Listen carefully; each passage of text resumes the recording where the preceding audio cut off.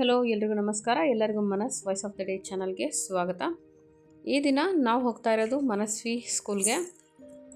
ಏನಂತ ಹೇಳಿದೆ, ದಸರಾ ಹಬ್ಬದ ಪ್ರಯುಕ್ತ ಇಲ್ಲಿ ದಾಂಡಿಯಾ ಪ್ರೋಗ್ರಾಮ್ನ ಇಟ್ಕೊಂಡಿದ್ರು. ಇಲ್ಲಿ ತೆಲಂಗಾಣದಲ್ಲಿ ಬದುಕಮ್ಮ ಅಂತ ಹೇಳ್ತಾರೆ ಹಬ್ಬವನ್ನು.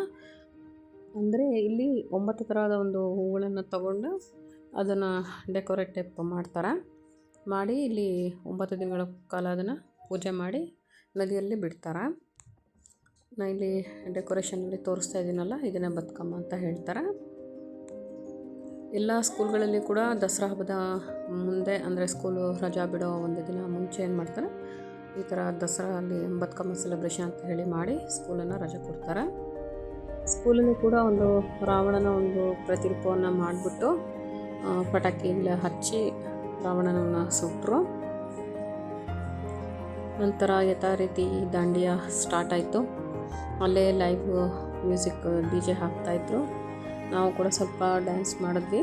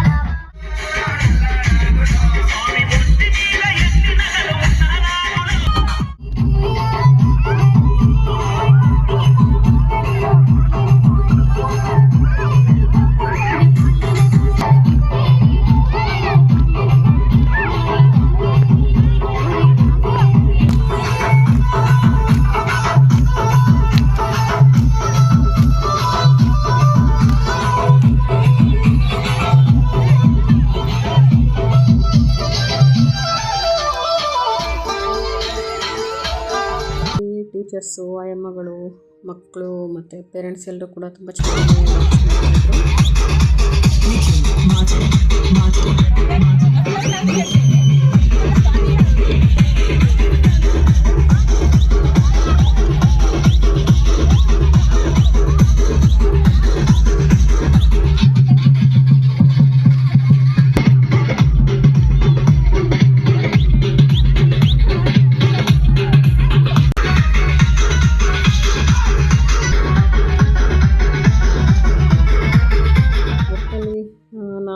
ನಮ್ಮ ಫ್ಯಾಮಿಲಿ ನಾವೆಲ್ಲ ತುಂಬಾ ಎಂಜಾಯ್ ಮಾಡಿದ್ವಿ.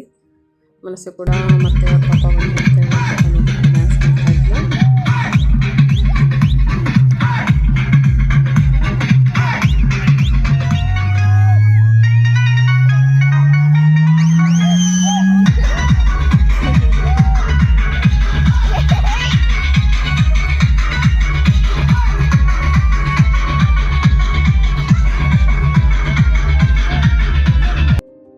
ಪಾಪುನು ಕೂಡ ಡ್ಯಾನ್ಸ್ ಮಾಡ್ತಿರೋದನ್ನು ನೋಡಿ ಅವಳು ಕೂಡ ತುಂಬಾ ಎಂಜಾಯ್ ಮಾಡ್ತಾಯಿದ್ಲು.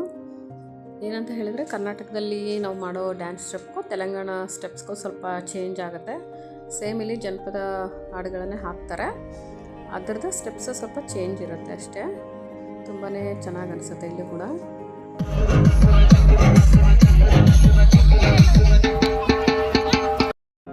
ಹೇಗಿತ್ತು ಮನಸ್ವಿ ಶಾಲೆಯಲ್ಲಿನ ದಸರಾ ಸೆಲೆಬ್ರೇಷನ್? ಈ ವಿಡಿಯೋ ನಿಮಗೆ ಇಷ್ಟ ಆಗಿದೆ, ದಯವಿಟ್ಟು ಒಂದು ಲೈಕ್ ಮಾಡಿ. ಹಾಗೆ ಮುಂದಿನ ವಿಡಿಯೋದಲ್ಲಿ ಮತ್ತೆ ದಸರಾ ಸೆಲೆಬ್ರೇಷನ್ ಹೇಗಿತ್ತು ಅನ್ನೋದನ್ನು ನಾನು ತೋರಿಸ್ತೀನಿ. ಎಲ್ಲರಿಗೂ ಧನ್ಯವಾದಗಳು.